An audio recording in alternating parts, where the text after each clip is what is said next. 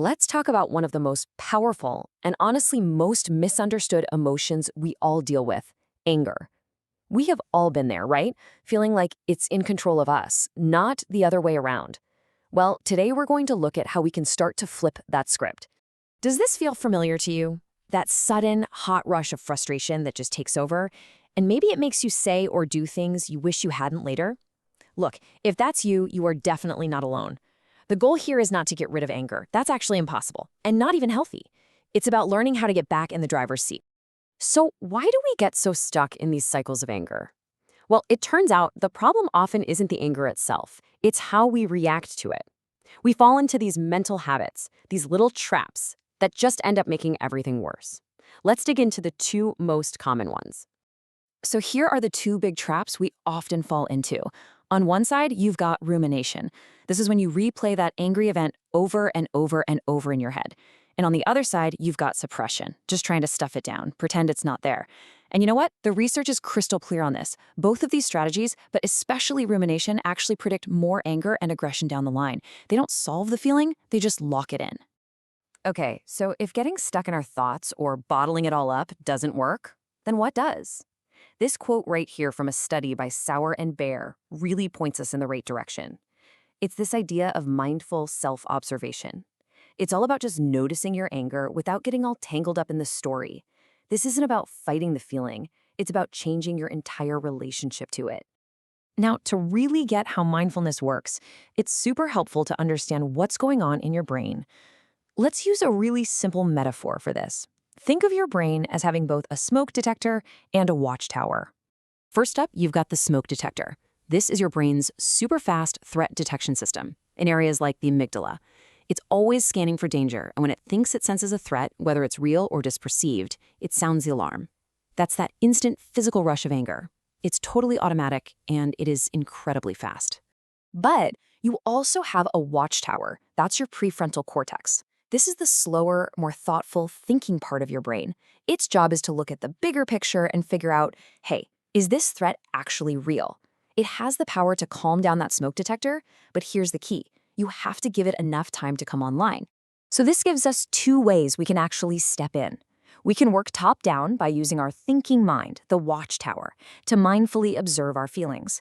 Or we can work bottom-up, using our body, our breath, to directly soothe the nervous system, to calm that smoke detector. And what's cool is that mindfulness actually uses both of these pathways. And that brings us to the core practice here, the mindful pause. It is so important to get this. This is not about trying to eliminate your anger. It's about fundamentally changing your relationship with it, using that watchtower and those bottom-up tools we just talked about.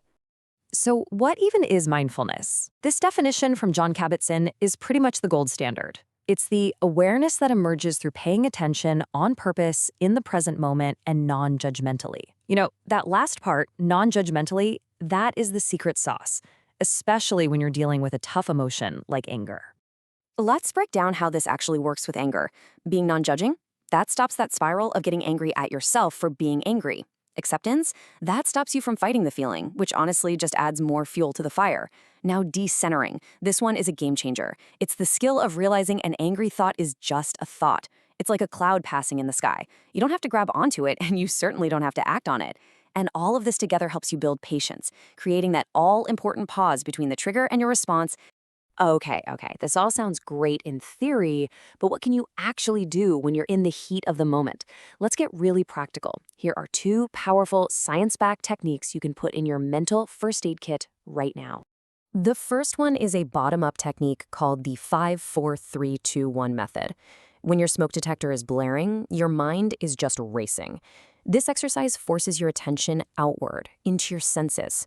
You just deliberately name 5 things you can see, 4 things you can physically touch, 3 you can hear, 2 you can smell, and 1 thing you can taste. This simple act gets your watchtower online and yanks you out of that fight-or-flight spiral, grounding you right here in the present moment. The second tool is so simple, it's almost deceptive, but it is incredibly effective. It's a top-down technique called affect labeling, which is really just a fancy term for putting your feelings into words. And here's the cool science behind why this works. As this quote shows, the simple act of naming an emotion actually changes your brain. It literally dampens the response in your amygdala, your smoke detector, while at the same time, it fires up your prefrontal cortex, your watchtower. It's like they say, you have to name it to tame it. So how do you actually do this? It's easy. You can just say it in your head. Okay, this is anger, or I notice a feeling of frustration is here. You can even get more specific and locate it in your body. Wow, there's a real tightness in my chest right now. Or you can take a second to write it down. Journaling about it can be super helpful for regulating emotions, probably because it activates these same helpful brain regions.